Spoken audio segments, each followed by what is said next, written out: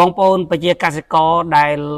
ធ្វើដំណាំស្វាយចន្ទីបាទអញ្ចឹងសម្រាប់ស្វាយចន្ទីឥឡូវយើងគៀកនៅក្នុងការដល់ពេលដែលយើងត្រូវថែ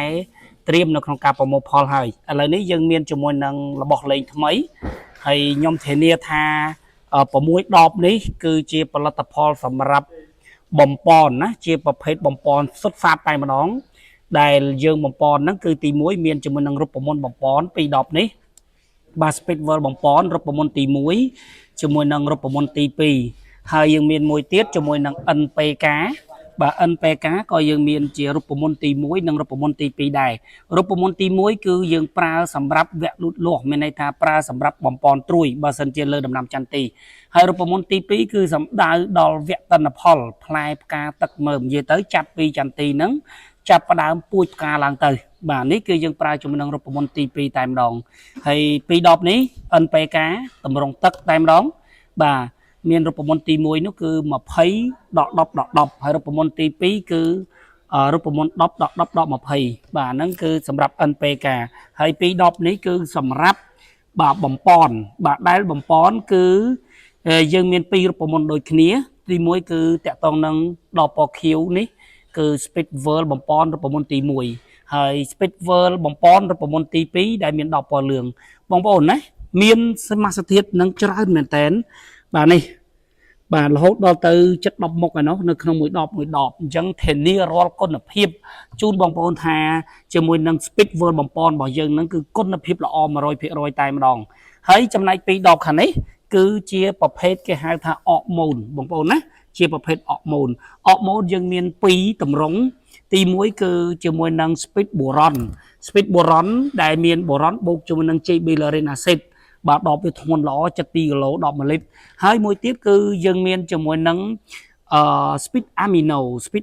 នេះក៏ជាលក្ខណៈរំញោចដែរជាប្រភេទអរម៉ូនដែរដែលមានធាតុសកម្មហ្នឹងគឺ Cervic Extra Plus បូកជាមួយនឹង Amino acid Folic អញ្ចឹងសម្រាប់2ដបនេះគឺយើងប្រើតម្រង់នៅក្នុងការទាញផ្កាទាញក្តឹបដូចគ្នាដែរបាទតែគ្រាន់តែថាបូរ៉ុនប្រភេទគីមីបូរ៉ុនបូក Gibberellin acid តែប្រភេទ Amino គឺមានសារ៉ាយសមុទ្រ Folic acid និង Amino acid បាទ6ដបនេះធានាជូនបងប្អូនតែម្ដងយកទៅប្រើគឺធានានឹងបានផលខ្ពស់ 100% ជាមួយនឹងស្វាយចន្ទីបាទអញ្ចឹងសម្រាប់រូបមន្តទី1របស់យើងប្រើសម្រាប់នៅក្នុងការបំពន់ត្រួយបងប្អូនប្រើជាមួយនឹង Speedwell NPK រូបមន្ត20 ដក 10 ដក 10បូកជាមួយនឹង Speedwell រូបមន្តទី1បែបនេះប្រើជាគូគ្នាបែបនេះគឺគ្រប់ដូសតែម្ដងបាទហេតុអ្វីបានថាគ្រប់ដូស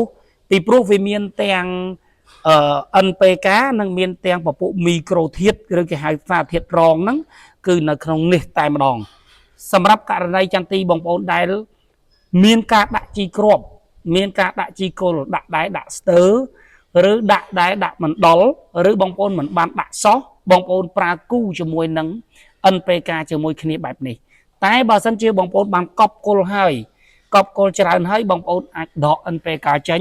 បងប្អូនប្រើតែបំពន់ទៅបានហើយបាទប្រើតែបំពន់ទៅបានហើយអូខេតែបើបងប្អូនកប់ហើយបងប្អូនមានលទ្ធភាពបាញ់បូកជាមួយគ្នាបែបនេះទៀតទិន្នផលកាន់តែកើនឡើងទ្វេដងបងប្អូនបាញ់ឲ្យបាន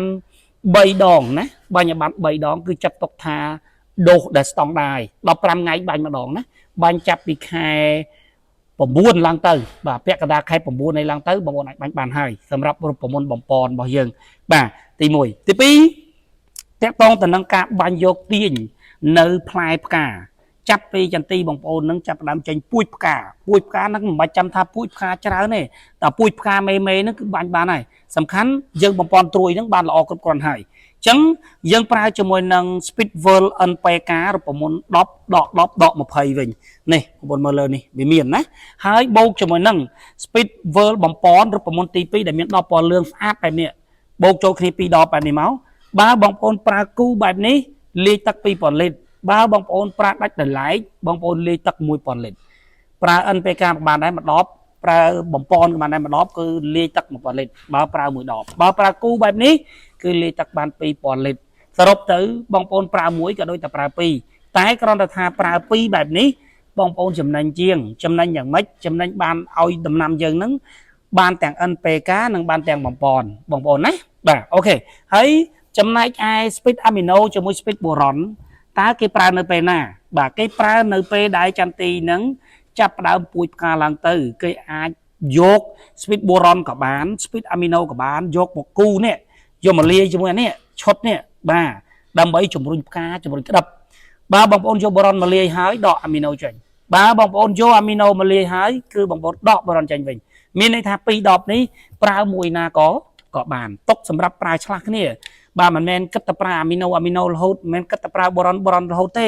បាទអញ្ចឹងគឺអកម៉ូននឹងຕົកសម្រាប់ឲ្យបងប្អូនប្រើឆ្លាស់ឃើញទេបងប្អូនមានឈុតនេះនៅក្នុងដៃបងប្អូនអែមតែម្ដងបាទឈុតនេះ